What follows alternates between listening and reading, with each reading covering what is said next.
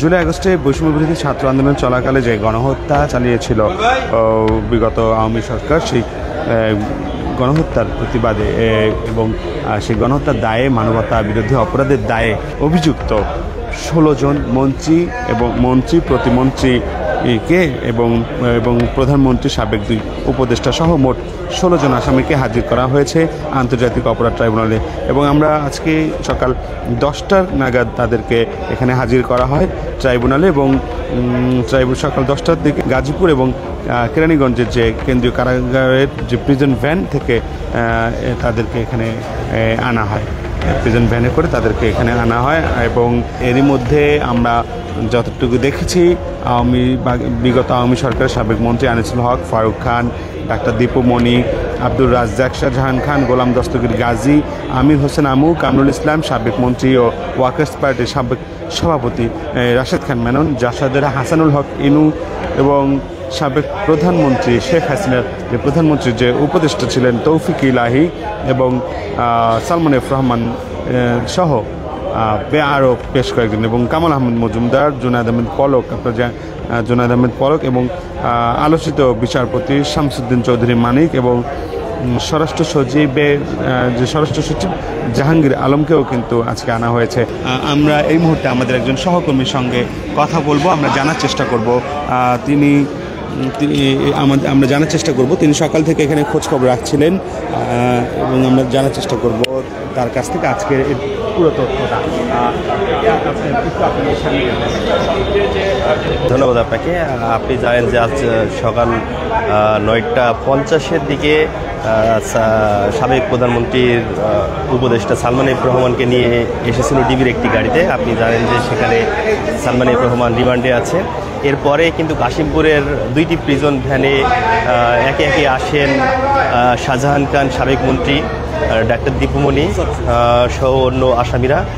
মোট 13 জন আসামি কিন্তু কেরানীগঞ্জ থেকে আসেন, বাকিগুলো কাশিমপুর কারাগার থেকে আসছেন। আমরা যতটা জেনেছি যে বিচার কার্য শুরু হবে দুপুর 12টায়।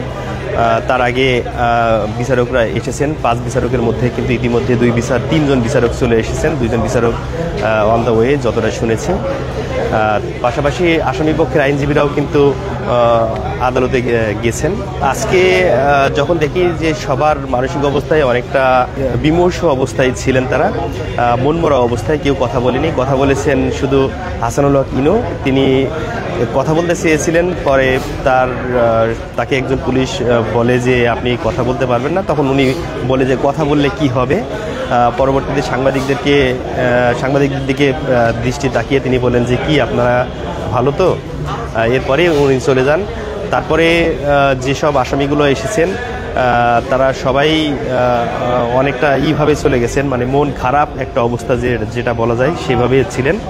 তবে সবচেয়ে নাজুক পরিস্থিতি মনে হলো গোলাম দস্তগীর, সাবেক এমপি, বস্ত্র ও পাটমন্ত্রী। উনি দেখলাম যে মাথাটা এমনভাবে নিচু করে আছে যে ঘাড়টা নিচ হয়ে আছে। উনি কোনো দিকেই তাকান নেই, উনি শুধু ওনার পায়ের দিকে তাকিয়ে উনি সরাসরি ট্রাইব্যুনালের দিকে চলে গেছেন।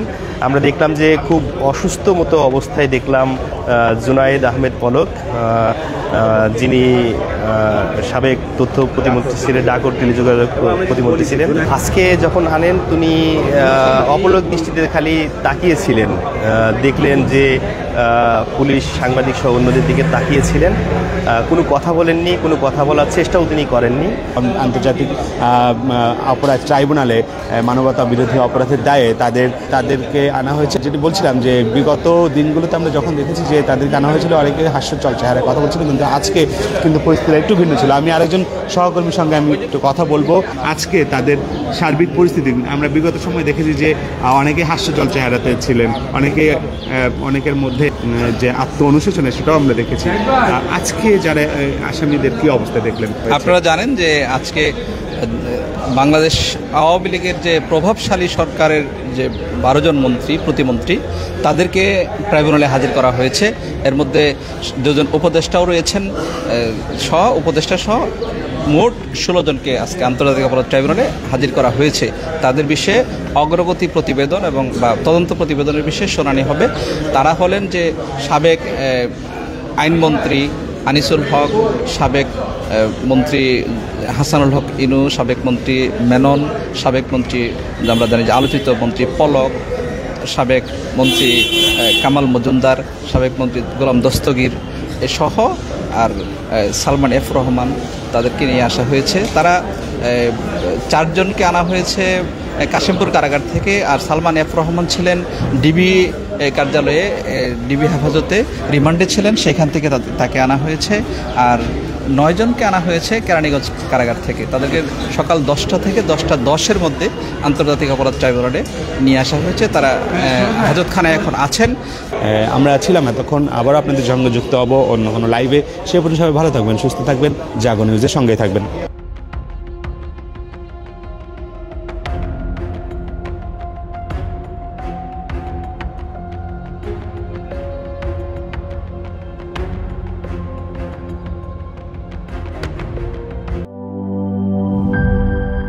Cheer up!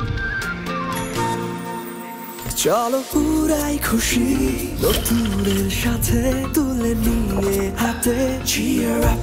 Oh oh cheer up! Oh oh cheer up!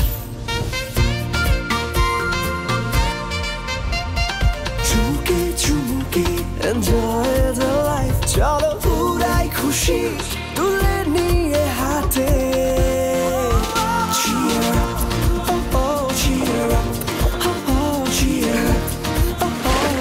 চিল হবে রিফ্রেশিং মুডে চিয়ার আপ চলো উড়াই খুশি।